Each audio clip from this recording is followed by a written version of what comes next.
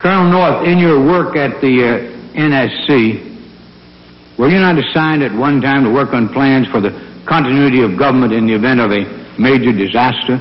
Mr. Chairman. I believe that question touches upon a highly sensitive and classified area, so may I request that you not touch upon that, sir? I was particularly concerned, Mr. Chairman, because I read in Miami papers and several others that there had been a plan developed by that same agency, a contingency plan in the event of emergency that would suspend the American Constitution. And I was deeply concerned about it and wondered if that was the area in which he had worked. I believe that it was, May I most respectfully request that that matter not be touched upon at this stage. If we wish to get into this, I'm certain arrangements can be made for an executive session. Out of these troubled times, our fifth objective, a new world order, can emerge. Now we can see a new world coming into view. A world in which there is the very real prospect of a new world order. The President George Bush has talked time and time again about a new world order. And this is the best chance to begin to establish the new world order. We have before us the opportunity to forge for ourselves and for future generations a new world order. A world where the rule of law, not the law of the jungle, governs the conduct of nations. When we are successful, that will have a real chance at this regarding this earth with envious eyes, which a credible United Nations surely to their plans against its peacekeeping power to fulfill the promise and vision. The very word secrecy is repugnant in a free and open society. And we are, as a people, inherently and historically opposed to secret societies, to secret oaths, and to secret proceedings. They decided long ago that the dangers of excessive and unwarranted concealment of pertinent facts far outweighed the dangers which are cited to justify it. Even today, there is little value in opposing the threat of a closed society by imitating its arbitrary restrictions. Even today, there is little value in ensuring the survival of our nation if our traditions do not survive with it. And there is very grave danger that an announced need for increased security will be seized upon by those anxious to expand its meaning to the very limits of official censorship and concealment. That I do not intend to permit to the extent that it's in my control. Since September the 11th, many Americans, especially young Americans, are rethinking their career choices. They're being drawn to careers of service, as policemen or in the military. Flags are flying everywhere, on houses and store windows, on cars and on poles. And the depth of their hatred is equaled by the madness. Thousands of law enforcement officials are aggressively renewing, reclaiming, and works with all our federal agencies, state and local governments, and the private sector on a national strategy to arm Americans and purchase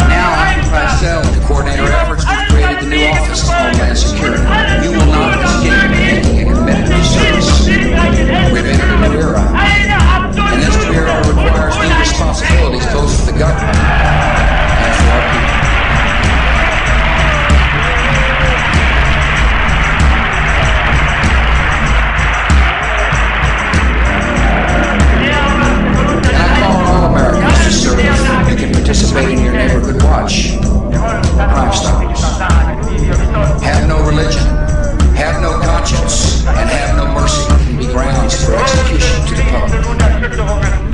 We are deliberate and systematic and shallow. Materialistic consumers who care only about getting rich or getting ahead.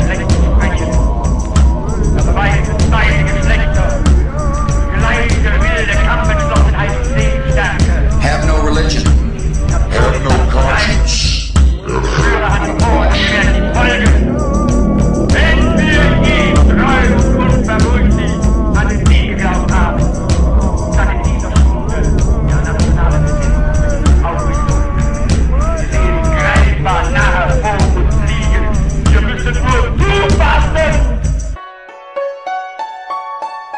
They want to kill you. They want to control you. They want to use you. They want to abuse you. Kill, control, or incarcerate. That's the program. That's what they want. And they're going to get their way if you give in. 911? That's just the beginning.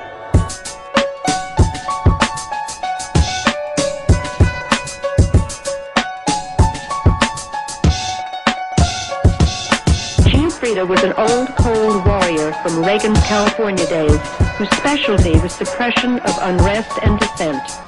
Giuffrida, North, and George Bush began to turn FEMA into an instrument of domestic anti-terrorism. In what will go down in history as the greatest demonstration for freedom in the history of our nation. What will go down? What will go down in history as the greatest demonstration for freedom in the history of our nation. Were you not assigned at one time to work on plans for the continuity of government in the event of a major disaster? Mr. Chairman. From here today to traumatize a shameful condition. Innocent I believe that question touches upon a highly sensitive and classified area, so may I request the architects of our republic you not touch upon that, sir. wrote the magnificent I was words particularly of the concerned, Constitution and the Declaration of because I read in my newspapers and several others that there had been a plan developed by that same agency, This note was a promise that a contingency plan in the event of emergency that would suspend the American Constitution. I was deeply concerned about it. I wondered if that was the area in which he had worked. of life, liberty, I most respectfully request that that matter not be touched upon at this stage. Instead of honoring this sacred obligation, America has given the people a bad check. A check which has come back marked insufficient funds. But we refuse to believe that the Bank of Justice is bankrupt. We refuse to believe that there are insufficient funds in the great vaults of opportunity of this nation. So we've come to cash this check, a check that will give us upon demand the riches of freedom and the security of justice. We have also come to this hallowed spot to remind America of the fierce urgency of now. This is no time to engage in the luxury of cooling off or to take the tranquilizing drug of gradualism.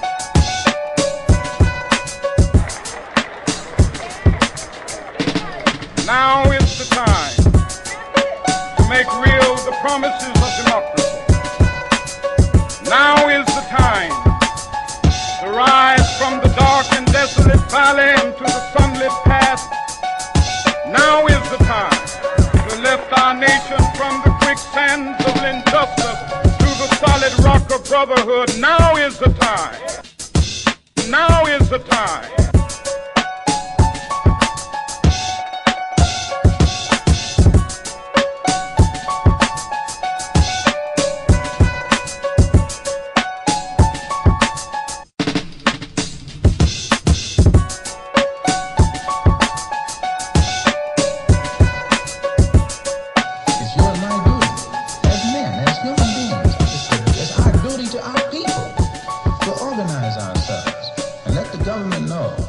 don't stop, we'll stop it ourselves. And then you'll see the government start doing something about it.